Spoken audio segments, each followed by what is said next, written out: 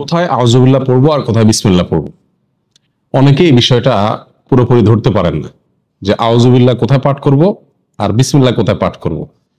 যেখানে যেটা পাঠ করার দরকার, যেখানে যেটা পড়ার দরকার সেখানে সেটাই পাঠ করতে হবে। বিসমিল্লাহির রহমানির রহিম বা বিসমিল্লাহ এটা পাঠ করতে হবে যেই কোনো ভালো কাজের শুরুতে। যেই কোনো বৈধ কাজ, যেই কোনো ভালো কাজের শুরুতে কি পাঠ করতে হবে? বিসমিল্লাহির রহমানির রহিম পাঠ করতে হবে। বিশেষভাবে কোনো কোনো হাদিসে কোনো কোনো আমলের শুরুতে বিসমিল্লাহ পাঠ করার কথা বলা আছে, সেখানে সেই আমলের শুরুতে, সেই কাজের শুরুতে বিসমিল্লাহ পড়তে হবে। যেমন খাবারের শুরুতে বিসমিল্লাহ পাঠ করতে হবে। মসজিদে প্রবেশের সময় বিসমিল্লাহ পাঠ করতে হবে। বাসায় ঢোকার সময় বিসমিল্লাহ পাঠ করতে হবে। বাসা থেকে বের হওয়ার সময়ও কি করতে হবে? বিসমিল্লাহ পাঠ করতে হবে। এ হলো বিসমিল্লাহর বিষয়। আর আউযুবিল্লাহ এটা বিশেষভাবে পাঠ করতে হয় কোরআন কারীম তেলাওয়াতের শুরুতে। কোরআন কারীম তেলাওয়াতের শুরুতে। আর কোরআন কারীম তেলাওয়াতের শুরুতে আউযুবিল্লাহ বিসমিল্লাহ উভয়টা পাঠ করব, নাকি শুধু আউযুবিল্লাহ পাঠ করব, নাকি শুধু বিসমিল্লাহ পাঠ করব, নাকি এক এক জায়গা পাঠ করব? অনেকগুলো প্রশ্ন আসে কি আসে না? এটার উত্তর হলো, যখন আমরা কোরআন কারীমের তেলাওয়াত শুরু করব, সেটা নামাজে হোক, নামাজের বাইরে হোক, যে অবস্থায় হোক না কেন, যদি আমরা কোরআন কারীমের তেলাওয়াত শুরু করি তাহলে আউযুবিল্লাহ পাঠ করতে হবে। আউযুবিল্লাহ পাঠ করতে হবে। অনেক উলামায়ে কেরামের মতে ওয়াজিব, অনেক উলামায়ে কেরামের মতে সুন্নাত। আল্লাহ সুবহানাহু ওয়া তাআলা সূরা নাহলের 98 নম্বর আয়াতে ইরশাদ করেছেন, ফাইদা ক্রাআতাল কুরআনা ফাস্তাইজ বিল্লাহি মিনাশ শাইতানির রাজীম।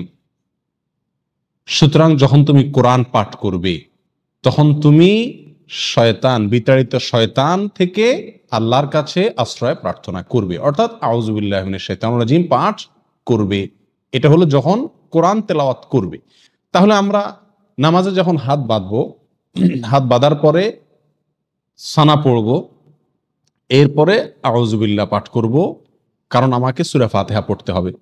সূরা ফাতিহার পরে আরো সূরা পড়তে হবে। সেজন্য আমাকে শুরুতে কি পড়তে হবে? আউযুবিল্লাহি মিনাশ শাইতানির রাজীম পাঠ করতে হবে। এটা সুন্নাত। এটা হলো যে কোনো কোরআন তেলাওয়াতের শুরুতে।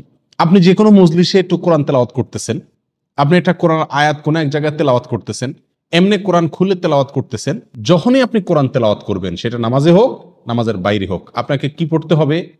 আউযুবিল্লাহি মিনাশ শাইতানির রাজীম এটা পড়তে হবে। আমাদের দেশে বেশিরভাগ মানুষ আমরা কোরআন তেলাওয়াতের শুরুতে বিসমিল্লাহটা খুব গুরুত্ব দিয়ে পড়ি। মাশাআল্লাহ, বিসমিল্লাহ পড়ে কি করি শুরুই তেলাওয়াত শুরু করি। আউযুবিল্লাহ বেশিরভাগ মানুষ তেলাওয়াতের শুরুতে আমরা পাঠ করি না, অথচ তেলাওয়াতের শুরুতে বিসমিল্লাহর চাইতে আউযুবিল্লাহর গুরুত্ব বেশি। আউযুবিল্লাহ পাঠ করতে হবে। তেলাওয়াতের শুরুতে কি পাঠ করতে হবে? আউযুবিল্লাহি মিনাশ শাইতানির রাজীম পাঠ করতে হবে। সেটা আপনি সূরা শুরুতে পড়ুন, সূরার মাঝখান থেকে পড়ুন, এক আয়াত পড়ুন, আধা আয়াত পড়ুন, কোরআনের যে অংশই পড়ুন না কেন, যখন শুরু করবেন কি দিয়ে শুরু করতে হবে? আউযুবিল্লাহি মিনাশ শাইতানির রাজীম, এটা দিয়ে কোরআন তেলাওয়াত শুরু হবে। বিসমিল্লাহির রহমানির রহিম এটাও কোরআন তেলাওয়াতের সময় পড়তে হবে, কিন্তু কখন সেটা? বিসমিল্লাহির রহমানির রহিম কোরআন তেলাওয়াতের সময় পাঠ করবেন সূরার শুরুতে। কিসের শুরুতে? সূরার শুরুতে। সূরা তাওবা যেটা 10 নম্বর পারায় আছে, এই সূরার শুরুতে শুধু বিসমিল্লাহ নাই, সেখানে আউযুবিল্লাহ দিয়ে শুরু করবেন যদি ওখান থেকে তেলাওয়াত শুরু করেন। আর যদি আগে থেকে তেলাওয়াত শুরু করেন, সূরা মাঝখানে পড়ে, তাহলে কিছুই পড়তে হবে না, ঢালাওভাবে পড়ে চলে যাবেন।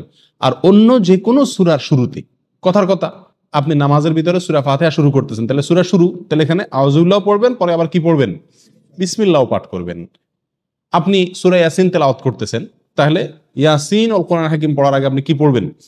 বিসমিল্লাহ পাঠ করবেন। আর সেই পাঠটা যদি আপনার একেবারে শুরু হয়, অর্থাৎ কোরআন খুলে ওটা শুরু করেন, তাহলে দুইটাই পাঠ করবেন, কারণ শুরুতে সেই হিসাবে আউযুবিল্লাহ, আবার সূরা শুরু সেই হিসাবে বিসমিল্লাহ। কথাটা কি বুঝাতে পারছি? আর যদি আপনি মাঝখান থেকে এক জায়গা থেকে খুলে পড়তেছেন, সূরার মাঝখান থেকে, তাহলে আপনার কি পড়তে হবে? আউযুবিল্লাহি মিনাশ শাইতানির রাজীম। বিসমিল্লাহ পড়া জরুরি না, যদি পড়েন পড়তে পারেন। কথা বুঝে আসছে? এই হলো আউযুবিল্লাহ এবং বিসমিল্লাহ কোথায় আমরা পাঠ করব, তার একটি মোটামুটি বিস্তারিত বিবরণ। দোয়া দুরুদ পাঠ করার সময় আমরা কি বিসমিল্লাহ পড়বো কিনা? অনেক দোয়া আমরা পড়তে হয় নাকি?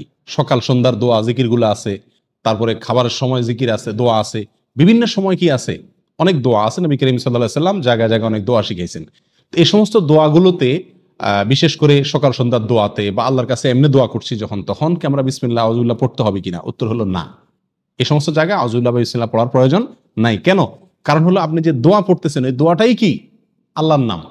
ওই দোয়া পড়া মানেই হলো আল্লাহর নামে জিকির করা। অতএব সেখানে আবার আল্লাহর নাম নিয়ে আলাদা জিকির করার প্রয়োজন নাই। আর তাছাড়া সে সমস্ত জায়গায় এই বিসমিল্লাহ পাঠ করার কোনো নির্দেশ কোরআন এবং সুন্নাহ বর্ণিত হয় নাই। কথা বুঝে আসছে? কিন্তু এছাড়া যে কোনো বৈধ কাজ এবং ভালো কাজের শুরুতে কি পাঠ করতে হবে? বিসমিল্লাহ বলে শুরু করতে হবে।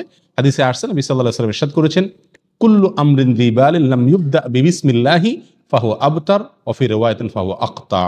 যে কোনো কাজ যদি তার শুরুতে আল্লাহর নাম নেওয়া না হয়, বিসমিল্লাহ বলা না হয়, তাহলে কাজটা অপূর্ণাঙ্গ থেকে যায়, ওটাতে বরকত থাকে না, কল্যাণ থাকে না। এই জন্য যে কোনো কাজের শুরুতে কি পাঠ করতে হবে?